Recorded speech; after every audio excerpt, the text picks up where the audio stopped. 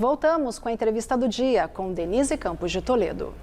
E vamos falar agora sobre a mudança no comando do Ministério das Minas e Energia, os preços dos combustíveis e o bilionário projeto de construção de gasodutos no país. Eu converso com o Pedro Rodrigues, que é sócio do Centro Brasileiro de Infraestrutura. Pedro, boa noite. Boa noite, Denise. É um prazer falar com vocês. Bom, vamos começar falando dessa mudança no comando aí do Ministério das Minas e Energia. Sai Bento Albuquerque, entra Adolfo Saxida, que era assessor especial do ministro Paulo Guedes, está com o governo desde o início. Ele é um liberal, né? Em vários momentos ele defendeu aí a não adoção de políticas que possam ter outras implicações, como a alta do dólar, que entra no preço dos combustíveis. Mas os preços dos combustíveis são uma dor de cabeça hoje para o país. O governo quer fazer qualquer coisa. Tem alguma alternativa para minimizar essa pressão? Olha, Denise, eu acho que a alternativa, que o governo deve pensar é a mesma alternativa que outros países estão usando, usar recursos do próprio governo, recursos do Tesouro, da União, para de alguma maneira subsidiar ou amenizar o impacto dessas altas nos consumidores. Os Estados Unidos estão usando, por exemplo, reservas de petróleo que esse país tem. A Europa, em alguns países, estão dando um voucher com uma redução de tributos. Tudo isso são políticas feitas com dinheiro da União, nesse caso, dos Estados, do Tesouro Nacional, que eu acho que a gente não pode cometer o erro do passado de usar o dinheiro, o balanço da Petrobras e o dinheiro do acionista da Petrobras para fazer esse tipo de política pública e segurar esse aumento que a gente está vendo no mercado de petróleo em todos os países do mundo. Agora, Pedro, a gente tem visto, inclusive, em propagandas eleitorais, se defender a não paridade com preços internacionais. Vem aquela justificativa de que o Brasil seria autossuficiente de petróleo e a gente sabe que, na prática, o Brasil importa boa parte dos combustíveis que são consumidos aqui. Então, eu queria que você esclarecesse o porquê de se acompanhar essa evolução do petróleo no exterior, essa paridade que se tem de ter e o dólar, Se fala também da dolarização do preço, Olha, eu acho que alguns candidatos às vezes confundem o que é autossuficiência em petróleo com o que é autossuficiência em derivados de petróleo. Se a gente pegar em barris de óleo equivalente, o Brasil é sim autossuficiente. Porém, a gente não abastece os nossos carros, não utiliza petróleo cru. Esse petróleo precisa passar por refinarias. Quando passa por refinarias, a nossa capacidade de refino não atende à demanda que a sociedade brasileira tem por combustíveis. Por isso, a gente precisa importar combustíveis. Logo que a gente precisa importar, se a gente não tiver uma paridade de importação com os preços, o que acontece? O mercado pode ser desabastecido. Quem aqui, uma empresa privada, que são os importadores, vai querer importar um produto mais caro e vender no mercado interno mais barato. Aí, nesse preço, paridade de importação, conta o preço do barril do petróleo, e como o barril do petróleo é cotado em dólares no mercado mundial, a situação não é só brasileira, a gente também tem que botar o câmbio nessa conta. Então, quando o câmbio também sobe, o dólar fica mais caro, necessariamente os combustíveis ficam mais caros. Então, você ter uma paridade não dolarizada e não ter paridade pode causar, no curto prazo, desabastecimento aqui no país, ou seja, as pessoas vão na bomba de combustível, vai faltar gasolina, vai faltar diesel e vai faltar GLP.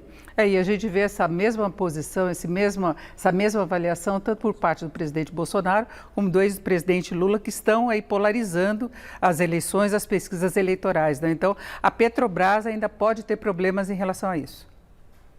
Olha, pode sim, A gente está vendo uma escalada ainda dos preços, Os preços estabilizaram aí no patamar acima dos $100, mas a gente está sendo guiado por problemas na China e guerra na Ucrânia. Então vamos ver para onde vão caminhar esses fatores exógenos à indústria para ver se esse barril vai continuar nesse patamar de 100 ou subir. Se esse barril subir, é muito difícil a gente não ter a Petrobras ou outros agentes. Vale a gente lembrar que hoje tem uma refinaria privada no Brasil que representa 15% da capacidade de refino, e os importadores não tem como não subir o preço, é difícil. E aí sim, como a gente colocou anteriormente, eu acho uma política pública que o governo deve fazer com o dinheiro do Tesouro para tentar amenizar esse efeito imediato, esse efeito peculiar que a gente está vivendo no mercado de petróleo como um todo. Agora, nesse sentido, daria para utilizar, por exemplo, royalties do petróleo, recursos que são transferidos pela Petrobras para o governo, que na semana passada o presidente Bolsonaro, inclusive, criticou o lucro registrado pela empresa. Seria essa a fonte de recursos, que há uma preocupação fiscal também, Exatamente. Na verdade, essa fonte de recursos, Denise, todas elas que você colocou, o royalties, o lucro da Petrobras, elas vão para o caixa do Tesouro Nacional. né? E o Tesouro precisa decidir, conversar com os deputados, né? Ter uma mudança legal para poder aplicar esse tipo de subsídio, esse tipo de política pública para os combustíveis. Agora, o dinheiro ele existe, né? A questão é como o Estado brasileiro e a sociedade brasileira quer gastar esse dinheiro. E, Pedro, vamos falar de uma outra questão também de financiamento, que é esse projeto que você está comentando muito, de construção de gasodutos, né, de redes de gasodutos aqui no país. Isso não está incluído em nenhum projeto. Você falou da possibilidade de lançar uma emenda de última hora aí no projeto de reformulação do sistema energético, né, do país. Isso teria apoio do Centrão e um custo de 100 bilhões de reais. Você acha que existe mesmo essa discussão? Como é que seria, na prática, a execução desse projeto? Olha, Denise, eu já fiz conta para frente, conta para trás, e eu não consigo chegar nesse número cabalístico de 100 bilhões.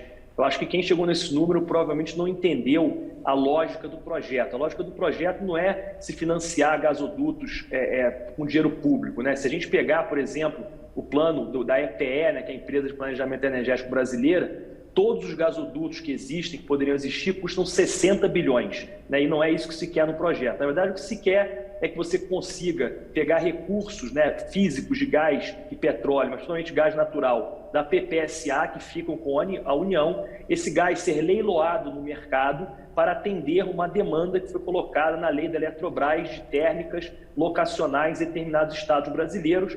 Mas isso, na verdade, no final do dia, se quer interiorizar os gasodutos, né? Eu não acho justo, acho que o governador de Goiás e de outros estados brasileiros que também não têm gás, não acham justo que a sua população fique sem esse gás natural, que hoje só atende a 2% da população brasileira, só 2% são atendidos com gás encanado. Então esse é o tipo de projeto que levaria o gás para o interior do Brasil. E para construir o gasoduto, aí sim a iniciativa privada colocaria o dinheiro. Então eu já tentei fazer uma conta e não consigo chegar nesse número cabalístico de 100 bilhões.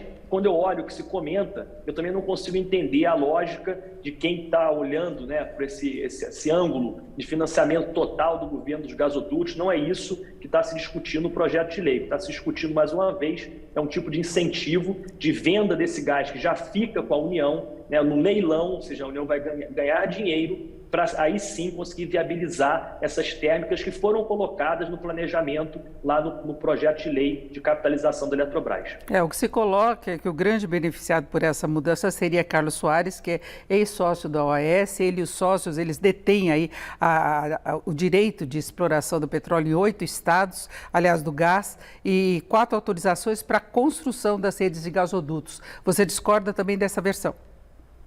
Discordo também. Eu acho que, na verdade, o que a empresa, né, as empresas têm distribuidoras de gás, são a concessão estadual da distribuição de gás, como tem em São Paulo a Comgás, como tem no Rio de Janeiro a Natos, né, a SEG. Então essas empresas compraram essa concessão, pagaram uma outorga por elas e estão tentando, né, levar o gás para que consiga chegar à população e ao consumidor final. Eu acho que o beneficiário não são as empresas distribuidoras de gás, o beneficiário são todos os brasileiros que hoje não são atendidos por esse recurso que é o gás natural.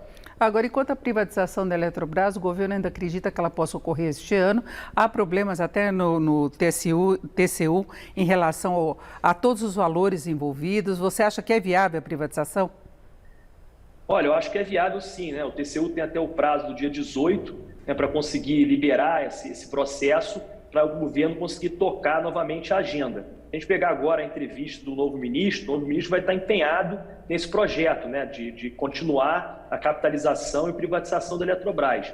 Eu acho que o prazo está apertado, mas eu acredito que o governo consiga sim, ainda esse ano, fazer essa capitalização que é tão importante para o Brasil, né, Denise? A gente perdeu a Eletrobras, que é a maior empresa geradora, principalmente de energia renovável da América Latina, perdeu a capacidade de investimento no parque de geração brasileiro. Então precisa ter um dinamismo, eficiência e dinheiro que aí o setor privado, com a capitalização / privatização, pode conseguir, para a gente conseguir novamente se envolver nesse mercado via Eletrobras. Na verdade, se buscaria recursos do mercado, reduzindo a participação do governo, por isso se fala em privatização, mas é uma capitalização, né? O fortalecimento financeiro.